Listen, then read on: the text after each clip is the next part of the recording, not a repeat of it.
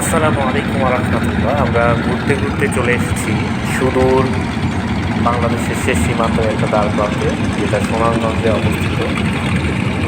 তো আমরা একটা নদী দিয়ে পার হচ্ছি বাড়ির টিলাতে যাওয়ার জন্য।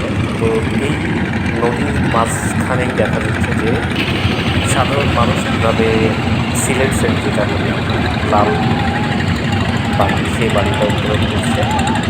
পানিতে নেমে তারা এই শীতে, প্রচণ্ড শীতের মধ্যে বালিগুলো উপভোগ করছে এবং ডলারের মাধ্যমে তারা বিভিন্ন স্থানে স্ট্রাইক করে রাখতেছে এবং সেখান থেকে বিভিন্ন ডিস্ট্রিক্টে এই বালিগুলো সাপ্লাই করতে।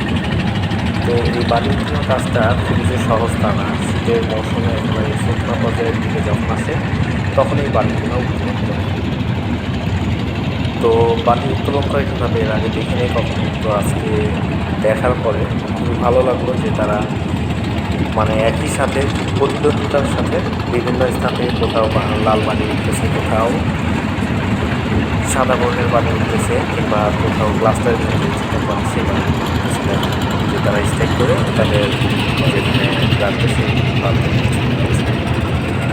আসলে ভিডিওতে দেখানো কিছুই না। যদি ভালো লাগবে, সকলেই ভালো থাকবে, সকলে সুস্থ থাকবেন।